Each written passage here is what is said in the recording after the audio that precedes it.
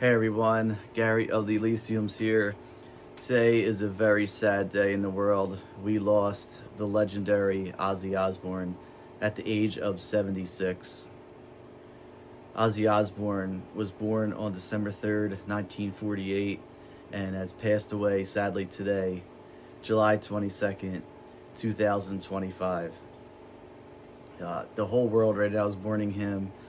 Not only is he a legend in the music community of rock and roll, heavy metal. He's also a TV personality, and he just one of those people that one of those characters we should say that I feel like everyone fell in love with.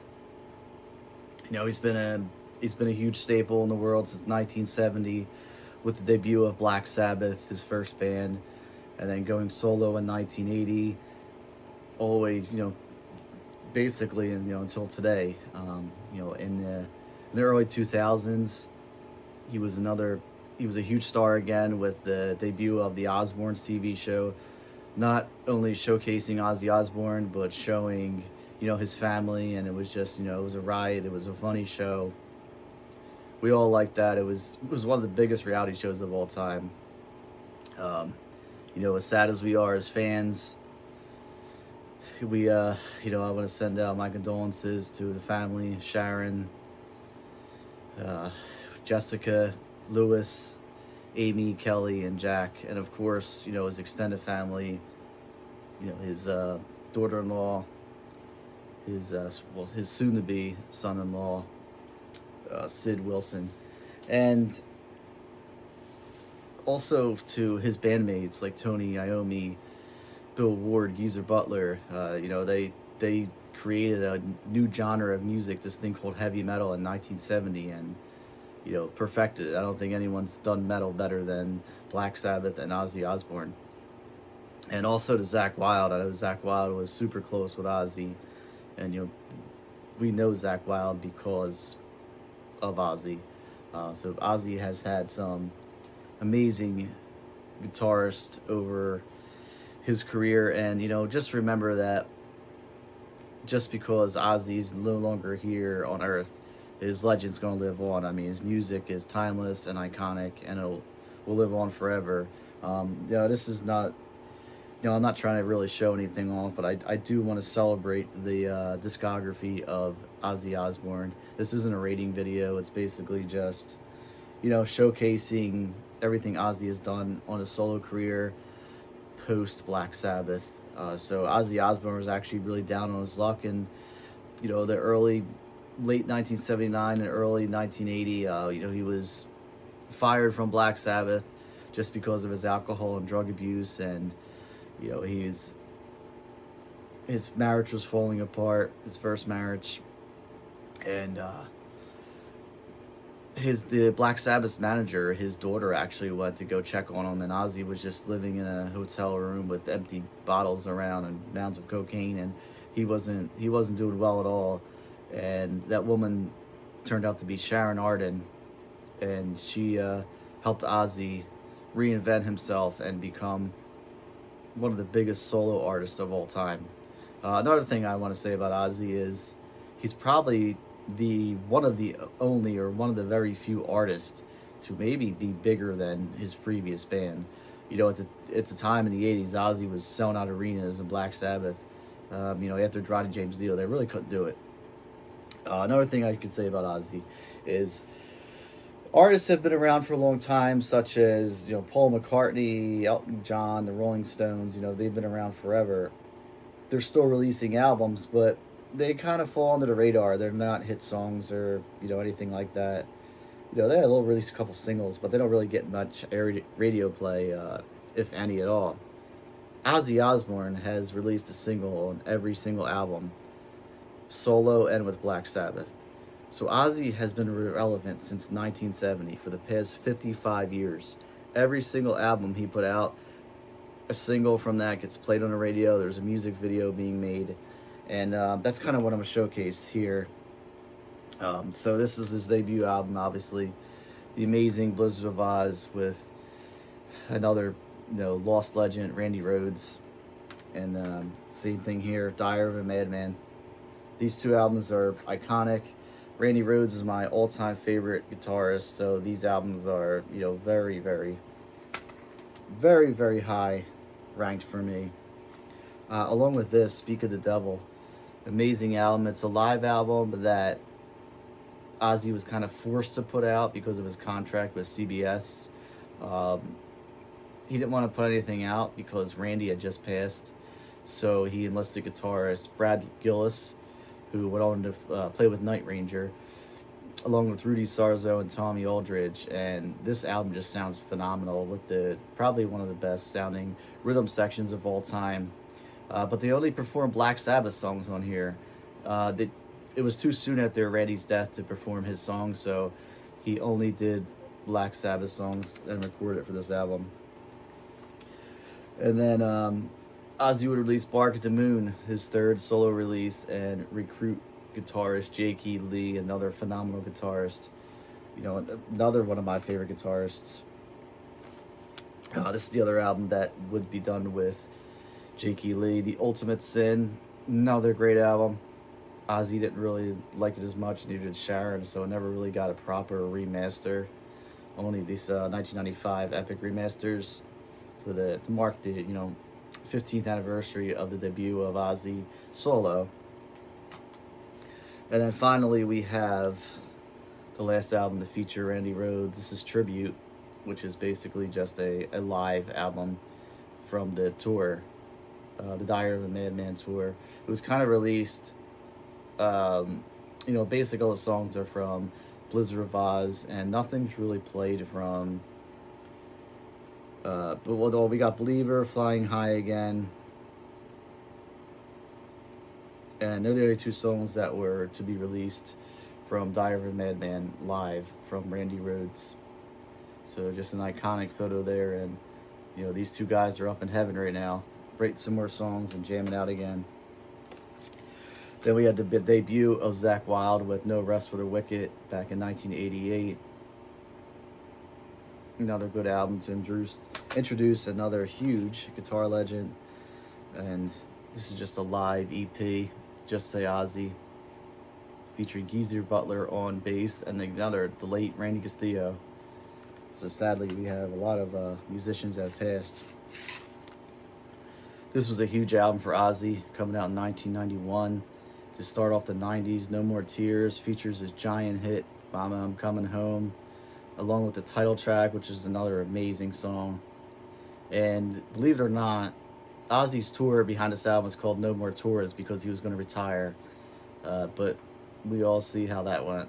Ozzy could never retire. We also got a live album from that tour. This is Live and Loud, featuring Zakk Wylde on guitar, of course. Zakk comes back for his third album, another great album, Osmosis. This was released right around the same time that Ozfest would start. Ozfest, that great summer festival running from 95 up until about 2006, I think. And I know they did a couple one-offs after that. Features the great track, Perry Mason, See You on the Other Side. I love that song because, Ozzy, I'll see you on the other side. I Just Want You, another great song. The Ozman Cometh. Kind of a greatest hits package, but not so much. The liner notes this does say that Ozzy was not a greatest hits kind of guy, which is why he never really did a full one, but he would eventually do one. This does read like a greatest hits, but there are some demos from Black Sabbath. This is a deluxe edition. It features a bonus disc with 3 more Black Sabbath demos, and a new single at the time, Back on Earth, which is absolutely amazing. I love that song. It was played on the radio all the time when this came out, and that was the song, I was about 12 at the time, and that was a song that really made me fall in love with Ozzy Osbourne, besides, the first 2 albums with Randy Rhoads. And then, high off the Osbourne's fame, this is Down to Earth, released in 2001. Amazing album, Gets Me Through was a huge hit. Still love that solo at the end that they cut out for the music video and radio play for some reason. Great album. Dreamer is another great ballad. His best ballad since Goodbye to Romance, in my opinion. And we got live at Budokan, which is live from that Down to Earth tour. Again, Ozzy, the success of the show helped him sell some records. So, this guy's now, 22 years into his career, and he's still selling out arenas. I'm sorry, 22 years into his solo career. 32 years into his career, with Black Sabbath. And then, of course, we have Undercover, which is, just a covers album. Not his greatest thing, but it's cool. But Ozzy wanted to do it, and, at this point, Ozzy can do whatever he wants. This is also featured on his box set, which is called Prince of Darkness. Is disc 4 on that. The other 3 discs on here basically just reads like a compilation. The first 2 discs are just compilation. Disc 3 is Ozzy, what he was featured with different artists. Ozzy with Sabbath, Ozzy with stuff from the Nativity of Black compilations. The soundtrack from the theme song to the show Dog Bounty Hunters on here. He's even doing stuff with DMX, Wu-Tang Clan, Typo Negative. He was all over the place. And Black Rain, I mean, it's just another great album. Great stuff. This is a later album. And then Scream. Another good album. I think I like Scream a little bit better than Black Rain. Although I Don't Want to Stop is a great track. Then we have Memoirs of a Madman, which is, greatest hits, 17 tracks. And he also features his, the feature he did on Kelly Osbourne's album, Changes, the remake of the Black Sabbath song. So at this point, it's been a while since Ozzy released the studio album. He had the greatest hits album out. We kind of thought maybe he's not going to release anything else. He came out with this Ordinary Man. Under the Graveyard was a single off of this. The music video is incredible. I love the music video. It kind of shows his beginnings of, Sharon meeting him in the hotel room and stuff. So really cool stuff on here. And he kind of did something different, which a lot of people weren't expecting. I mean, he's got Post Malone on here and Travis Scott. So he's kind of reaching out to a whole new audience at the time, which I thought was pretty cool. And overall, this is still a decent album. Then I have a couple, since I'm here, I have a couple of these official bootlegs. This is one with Randy Rhoads, Montreal 1981. Anything with Randy I want because, like I said, he's my favorite guitar player. Basically, most of the songs from Tribute, not the same exact recordings, but the same set list. But, Randy's still playing different solos on that.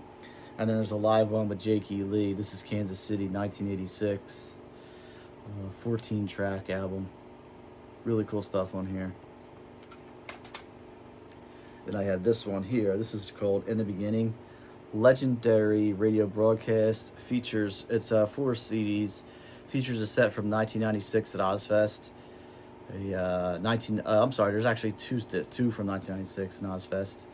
1984 with Jake E. Lee, and there's a 1981 on here again with the great late Randy Rhoads.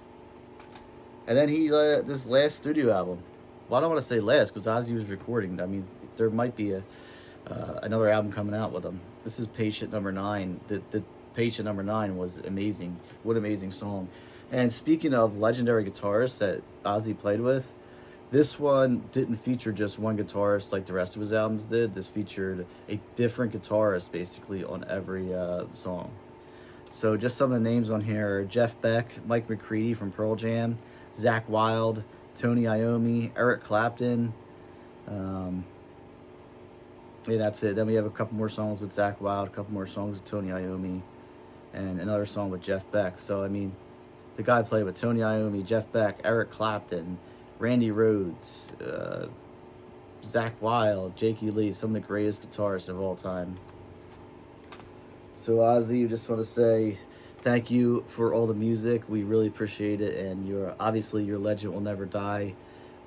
Thank you for doing the Back to the Beginning, because that was the last chance we got to see Ozzy, and I felt like maybe he knew the end was coming, which he got so emotional for. And I know Ozzy he wanted to make music till the day he died, and he did. He played his last concert about 2 weeks ago, which is amazing. So thank you, everyone. Ozzy, thank you for all your music.